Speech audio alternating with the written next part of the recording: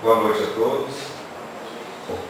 Bom, como a Maria acabou de esclarecer, o tema suicídio foi uma sugestão de um dos nossos frequentadores. E nós recorremos imediatamente ao capítulo 5 do Evangelho segundo o Espiritismo, especificamente o item 15 do referido capítulo, onde ali Allan Kardec faz algumas análises tentando demonstrar as causas do suicídio e também um meio para se prevenir contra esta atitude infeliz. Também nós temos um material também elaborado por Allan Kardec, que se encontra no livro O Céu e o Inferno. Aliás, esse livro inteiro, ele é de suma importância para se analisar as causas do suicídio e os meios para se prevenir. A mesma coisa, na introdução desse livro, Allan Kardec nos chama a atenção para a doutrina chamada de niilismo, que é uma doutrina que prega o nada. A inexistência de Deus, a inexistência da alma, a inexistência, portanto, da imortalidade, da vida eterna e assim por diante, dando uma grande sustentação ao materialismo.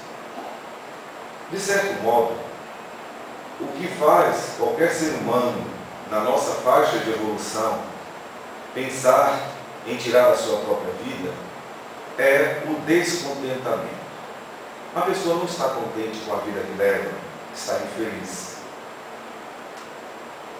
As decepções, as provações, as dificuldades que fazem parte naturalmente da vida humana, para muitos não são reações absorvidas com certa facilidade. Ao contrário, muitos de nós temos dificuldades enormes.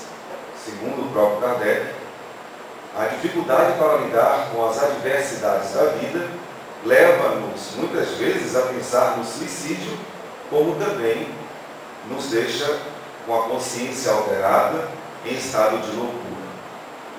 A loucura seria a inconformação com as vicissitudes, com as adversidades próprias de uma existência humana. Mas Allan Kardec também analisa que o conceito materialista, que é muito antigo, que surgiu na Grécia, 500 anos aproximadamente antes de Cristo, tendo como seu principal articulador Tales de Mileto, doutrina essa que foi ganhando reforço ao longo dos anos, ao longo dos séculos, e ultimamente tem o reforço do nosso sistema materialista com base no socialismo, capitalismo, de Karl Marx, de Engels, enfim.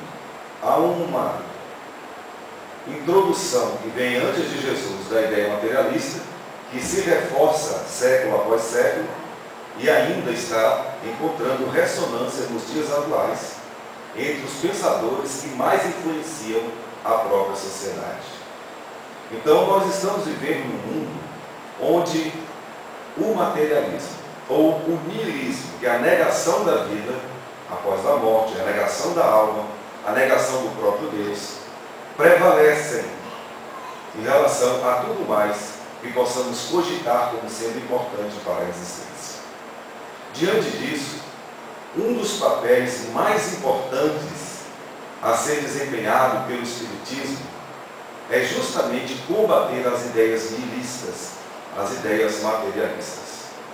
Kardec categoricamente afirma: é o materialismo, sim, o responsável por toda loucura e por todo o suicídio cometido no mundo. A partir do momento em que nós estudarmos com muito mais atenção a razão da existência humana, o porquê das provações, o porquê de estarmos num planeta como este, percebendo o que nos trouxe até aqui a partir de várias reencarnações preparatórias e ainda o porvir, aquilo que nos aguarda após cada vivência reencarnatória, com todas as suas experiências, por mais difíceis que se nos apresentem, mas mostrando sempre que a vida tem uma continuidade, e que tudo tem uma razão de ser. Ninguém está colocado aqui na Terra simplesmente para o nada, sem ter uma razão para existir. E o próprio Kardec analisa com muita propriedade que se nós não tivermos uma ideia exata, precisa, de que somos seres imortais e de que esse momento de uma encarnação na Terra não passa de um instante, de um dia, em relação à eternidade que nos aguarda, se não conhecermos bem, é provável que todos passemos por essa situação de pânico, de loucura, ou iremos cogitar a solução dos nossos problemas, ou a retirada de uma situação complicada através do suicídio. De certo modo, quase todos nós, para não sermos radicais, incluirmos todos nesse comentário, mas praticamente quase todos nós, em algum momento da vida, cogitamos resolver o problema saindo da vida pela via do suicídio. Quando as coisas não vão bem, quando o descontentamento se acumula e as decepções se somam, não vendo solução próxima, o estado de desespero é tão grande que a pessoa pode pensar a si mesma: é melhor morrer, deixar de existir, do que levar uma vida infeliz, com um grau de desespero tamanho. Mas, por outro lado, se a gente se permite conhecer a razão da existência, e o Espiritismo faz isso muito bem, nós vamos não só aceitar com mais calma, com mais paciência, com mais resignação, os reveses, as vicissitudes, as dificuldades, as provas, as expiações, compreendendo que nós precisamos desses elementos. Nós precisamos destas situações para progredirmos moral e intelectualmente. E o enfrentamento das vicissitudes vai nos favorecer exatamente a nossa melhoria pessoal. Assim como um aluno que vai para uma escola, e normalmente um aluno consciencioso, ele quer estudar na escola que irá exigir mais dele, que vai submetê-lo a mais longos testes, a trabalhos que vão exigir cada vez mais esforço. E não vai ficar feliz se a escola não exigir dele o máximo que ele possa dar. O aluno que age assim é uma pessoa extremamente consciente. E é essa consciência que se adquire quando estudamos o Espiritismo. A gente passa a entender que a vida é uma escola. A Terra é um planeta que nos acolhe como aprendizes. E todas as situações, todas, por mais difíceis que se nos apresentem, elas fazem parte desta programação educativa para atender à imperiosa lei do progresso, que é uma lei de Deus. Quando a gente compreende isso, não só existe a resignação, a calma para lidarmos com as situações difíceis, como nós vamos passar a ter até mesmo uma certa alegria em estarmos sendo testados. Existe uma frase que diz assim, que quando a vida da gente está muito complicada, é porque Deus está muito interessado na gente. E é exatamente assim que a filosofia espírita nos ajuda a lidar com os descontentamentos, com as decepções. Notem que a situação de perda, ela é comum desde o momento em que a gente chega nesse mundo.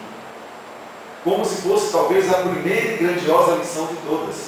Por que esta vida física nos preenche com muitas decepções, com muitas perdas? É uma pergunta importante para se fazer.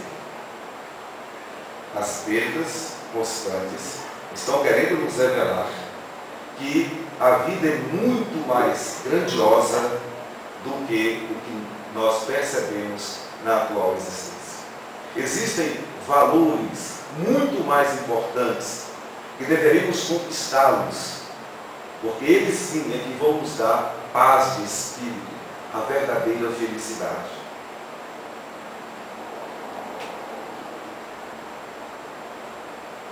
Nós recolhemos uma história que é de domínio público, de uma das nossas obras também, psicografadas por Chico Xavier, meio lúcido, chegou a comentar sobre esse episódio, e revela, às vezes, a precipitação do materialista, de quem não acredita, de quem não tem esperança no porvir, o que é desesperador, sem dúvida alguma.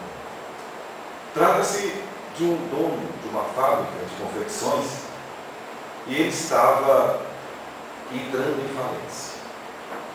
Uma recessão, lá por volta do ano de 1940, fez com que houvesse uma ausência de pedidos dos lojistas, dos repositores, dos fornecedores também. Assim, com muitas contas a pagar, com uma folha de pagamento enorme, com muitos débitos acumulados de compras feitas para o gerenciamento da fábrica, este homem não vendo saída, se vendo numa situação em que, se o seu patrimônio fosse vendido, ainda assim não pagaria toda a dívida acumulada.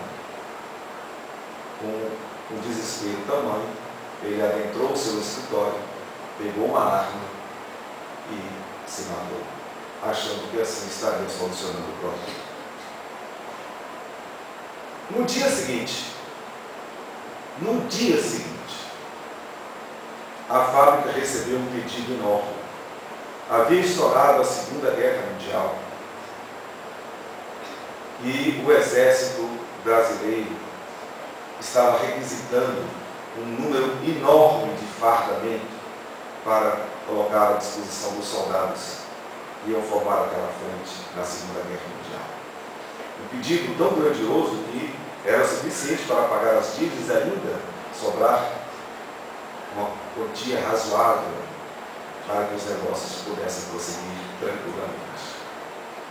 A fábrica atendeu ao pedido, o problema financeiro foi resolvido, mas o dono da fábrica se precipitou.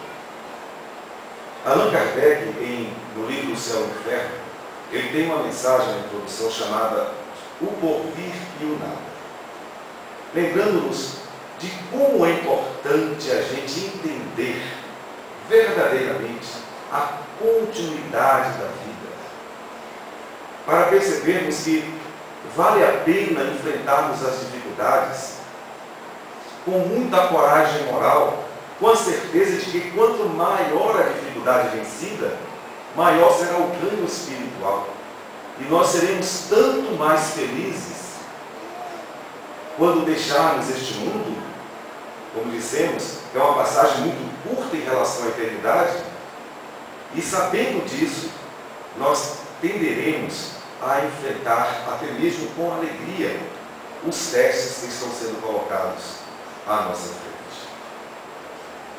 E ali ele cita uma situação de um jovem de 18 anos que recebeu um diagnóstico médico e dizia que ele não teria mais do que, no máximo, aliás, 2 anos de vida. Não passaria disso. E esse jovem, então, começou a se submeter a todos os tipos de extravagâncias. E quando convidado por pessoas ponderadas a pensar naqueles excessos, ele disse que nada, o que adianta eu ficar agora me preservando?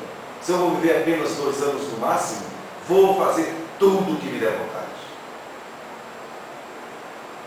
E aí comenta Allan Kardec: se esse jovem fosse espírita, ele jamais teria essa atitude. Ele procuraria aproveitar ao máximo esses 2 anos para adquirir virtudes, para desenvolver o seu intelecto e sua condição moral, porque ele saberia que o nada não existe e que após a desencarnação, deixando-se o fardo físico para trás, a alma vai usufruir de um bem ou de um mal-estar. relativos exatamente à sua conduta aqui na Terra. O Espiritismo, inclusive, fala sobre a eutanásia, referindo-se àquela situação em que é importante que o espírito fique no corpo físico, ainda que esteja desenganado pela medicina, submetido a aparelhos, a que situação for. Porque cada segundo de permanência no corpo físico, de expiação, é importante para aquele espírito resgatar débitos contraídos em outras encarnações. E nunca é tarde para o arrependimento. O arrependimento que é sempre o primeiro sinal de iluminação de qualquer pessoa que começa, de fato, a merecer a assistência dos Espíritos bons. É aquele momento de humildade, em que o Espírito reconhece as suas fraquezas, as suas imperfeições, e o quanto que prejudicou o seu semelhante. Essa tomada de consciência é um momento de grande iluminação, que às vezes só vai acontecer nos últimos instantes daquela expiação dolorosa, em que o espírito, depois de tanto sofrimento físico, finalmente ele para reconhecer que ele próprio foi o responsável por aquela situação. E assim, assumindo a própria responsabilidade, ele terá dado um grande salto para os caminhos futuros que virão, até que repare e conquiste virtudes cada vez mais grandiosas. Então nós somos convidados, todos, a pensarmos com muito cuidado nesse porvir. O livro O Céu e o Inferno, ele tem um material que nenhuma outra filosofia, nenhuma outra religião possui, que é o depoimento daqueles que tentaram fugir dos seus problemas, das suas dificuldades, através do suicídio. Os próprios espíritos, pela via mediúnica, vêm descrever o que lhes acontece quando tentam sair da vida física numa atitude desesperadora. Vale a pena lermos, especialmente aquelas mensagens psicografadas, onde aqueles que deixaram a vida pela via do suicídio vêm descrever detalhadamente o sofrimento após a morte. Porque não há um desligamento do corpo físico. Porque existe uma programação muito séria num processo de reencarnação. O fluido vital que nos prende à matéria, ele é rigorosamente calculado para o tempo que precisaremos ficar conforme o programa reencarnatório. E Deus não deu a ninguém o direito de interromper a vida física, a não ser pela via natural, como se costuma dizer, a não ser no dia que Ele, Deus, determinou. Todos nós temos uma previsão de reposição fluídica para a revitalização das nossas células, para vivermos 10, 20, 40, 80, 90 anos, mas tudo dentro de uma programação laboriosíssima, o verdadeiro engenho de um processo dos mais nobres que existem, que é a reencarnação. Então, interromper esse ciclo não custa barato. Primeiro, que o espírito ele não se desvincula do corpo físico enquanto este fluido não se esgotar naturalmente. Aí está o maior sofrimento do suicídio. Em se percebendo fora do corpo físico, portanto, totalmente entranhado à vida física e com os seus problemas mais agravados. Porque se o problema era X, ele agora passa a ser X mais Y. As estatísticas, inclusive, mostram que entre todas as religiões, o índice menor de suicídio está entre os espíritas. Allan Kardec chega a dizer que se todo mundo estudar mesmo o espiritismo, compreender essa ciência nova, que estuda a origem do espírito, a sua natureza, o seu destino, a relação que existe entre o mundo físico e o mundo espiritual, quem estudar detidamente, quem se tornar verdadeiramente espírita, jamais cometerá suicídio. O índice será zero em relação a quem de fato conheça o espiritismo. É notório que os espíritas costumamos ser chamados até de pessoas frias diante de certas dificuldades que geralmente causam desespero na maioria das pessoas. Mas não é frieza, não. É conhecimento, é compreensão, é entendimento. Quando a gente passa a saber quais são as causas das nossas aflições, as causas atuais, as causas anteriores, quando compreendemos a misericórdia de Deus nas oportunidades que nos são concedidas em cada dificuldade, quando enxergamos os ganhos espirituais no enfrentamento moral de todas as adversidades, na verdade, é como disse Kardec, nós chegamos a ficar felizes em podermos vivenciar determinadas experiências. É como o soldado que sabe que para ganhar uma medalha de honra, ele tem que se esforçar mais do que o normal. Ele deve ir além do que se espera. E assim, o espírito consciencioso, ele sabe que quanto maior a sua prova, quanto maior for a sua luta para resignar, para vencer aquela prova, maior será o seu galardão, maior será a sua premiação espiritual, o seu retorno de bem-estar. Então, a todos que ainda pensamos nas dificuldades e pensamos em sair das dificuldades pela via do suicídio, terminantemente, entendamos uma coisa: é a pior atitude que um ser humano possa tomar. Diante das provas, das dificuldades, nós estamos sendo convidados a termos mais fé em Deus, a termos a certeza de que Deus não dá um fardo mais pesado do que os ombros possam carregar. No nosso site, aqui do nosso Centro Espírita Fraternidade, temos ali um ponto que se refere a um cego. Ele trabalhava e todos os dias ele ia com a sua bengala se guiando pelo mesmo caminho até chegar na sua casa. Era uma cidade do interior. Mas um dia, um arbusto que ficava na trilha que ele utilizava para chegar até a sua casa, caiu, foi retirado. E quando ele foi tateando, procurando marcar o sinal costumeiro da sua volta para casa, quando chegou no ponto do arbusto, não localizando o arbusto, ele perdeu a referência. Ele ficou sem saber para onde seguir. Era um lugar ermo. Ele não teve a quem recorrer de imediato, mas estava ficando noite. Ele foi tentando, sozinho, com toda dificuldade, reencontrar o caminho para voltar para casa. E à medida que ele tentava encontrar o caminho, mais ele se distanciava da sua casa.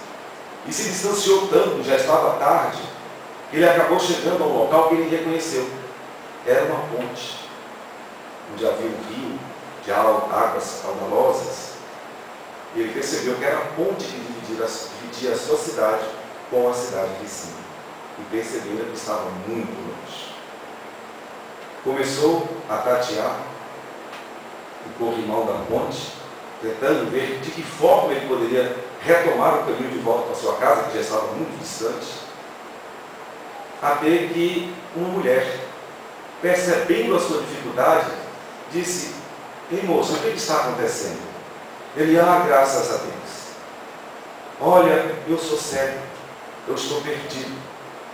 Eu me desencontrei no meu caminho, estou aqui sem saber onde estou realmente, como voltar para casa. Será que a senhora poderia me ajudar?" Ela disse: "Claro, venha aqui." Colocou o seu braço à disposição. Ele disse onde morava, o bairro, o endereço, e ela foi cuidadosamente conduzindo até chegou à sua casa. Ele a agradeceu muito com um forte abraço. Ela disse: "Não, eu que quero te agradecer." Ele disse: "Não, eu que quero agradecer.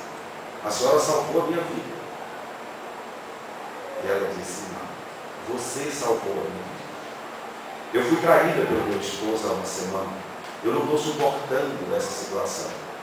Eu decidi que hoje eu ia tirar a minha vida. Eu já ia me atirar naquela ponte do rio, até que o Senhor chegou. Olhando a sua dificuldade, eu me distraí.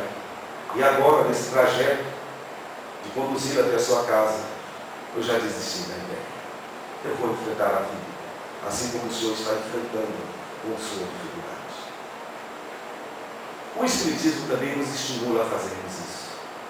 Para a gente sair do tédio, do descontentamento, para suavizarmos as nossas provas e expiações, a melhor maneira é sermos úteis aos outros. Como diz um slogan dos rotarianos, só é solitário quem não é solidário. O Espiritismo nos convida, à luz do Evangelho de Cristo, a que busquemos no amor ao próximo, no amor a Deus, a solução para todos os nossos problemas. E é justamente tentando fazer o bem, praticar a caridade, o perdão, a resignação, o devotamento, a abnegação, a paciência, a renúncia, são esses ingredientes nobres, são essas as riquezas que os ladrões nunca poderão nos roubar, a que Jesus se referiu.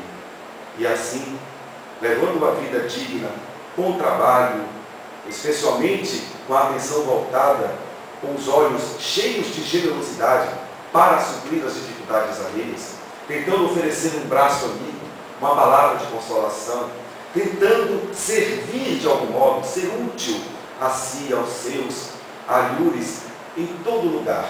Com essa postura, jamais cogitaremos o suicídio. Ao contrário, estaremos sempre cheios de reservas íntimas, cheios de alegria e de resignação para enfrentarmos qualquer dificuldade. Lamentamos por aqueles que ainda pensam no suicídio e já fizeram esse ato infeliz. Vamos dedicar aqui, nesse momento final, as nossas preces, a nossa atenção dos espíritos benfeitores, no recolhimento a irmãos que estão presos nos lares dos suicidas e que ainda se debatem diante de uma realidade angustiante, de que a vida prossegue. Mas esperamos que todos tenham aprendido a lição, a duras penas, com toda certeza, mas que tenham aprendido de uma vez por todas que jamais poderemos solucionar problema algum fugindo da existência, sem a autorização de Deus. Muito obrigado a todos pelo respeito à lição.